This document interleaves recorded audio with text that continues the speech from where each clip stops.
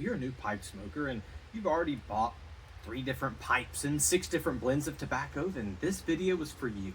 I'm going to share with you something the old men at my tobacco shop shared with me when I was right where you are. My name's Joseph Foy. I've been smoking a pipe for over 20 years and I live in tobacco country, North Carolina. The farms are literally across the street. Welcome to the Carolina Pipe. When I first started smoking a pipe, I walked into a shop in Greenville, South Carolina called Boda's Pipes and Cigars. Walked up to the counter, picked up a little $5, $10 basket pipe and bought an ounce of their cheapest tobacco they had. And I was hooked. Came back a day later wanting to buy more pipes and more tobacco.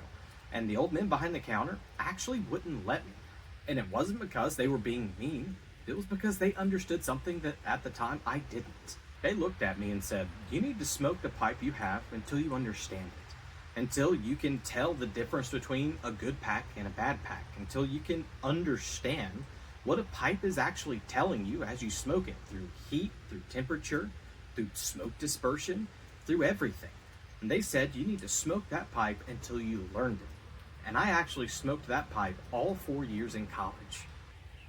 My next pipe I got was actually this one, and it was a gift from my then fiance, now wife, as a congratulations for graduating college. I've been smoking for over 20 years, and now I only have 5 pipes. 20 years and 5 pipes. If some of the guys at my old shop were still alive to see the collection some people have, they would just sit and quietly shake their heads. The pipe community and ytpc actually have a name for this. It's called pipe acquisition disorder, or PAD, and it's what a lot of people suffer whenever they first get into smoking tobacco pipes.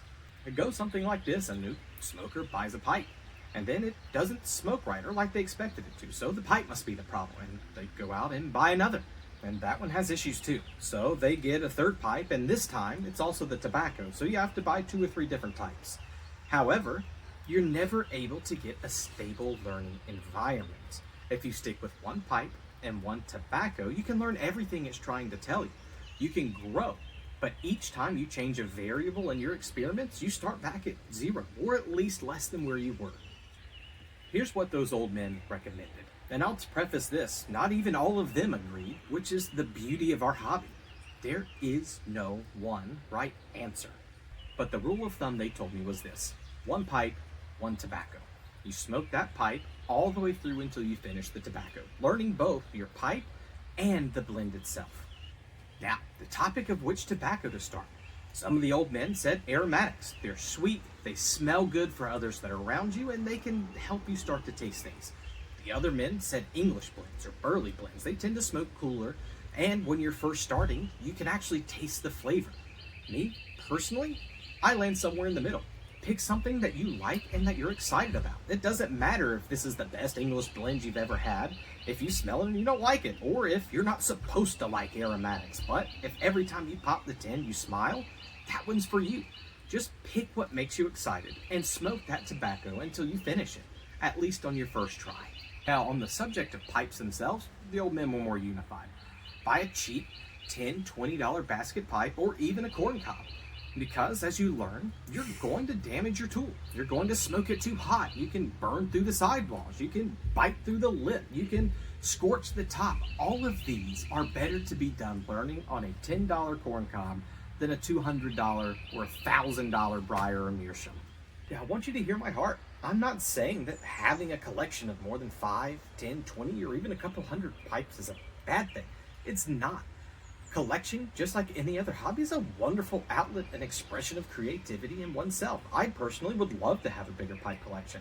I'm only saying, and I'm not even talking about budget, I'm only trying to say when you're starting out, stick to 1 pipe and 1 tobacco until you finish that tobacco.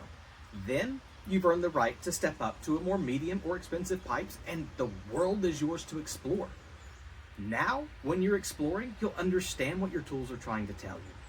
My name is Joseph Foy, and this is the Carolina Pipe. Thanks for stopping by. Make sure to like, comment, and subscribe, and welcome to the porch.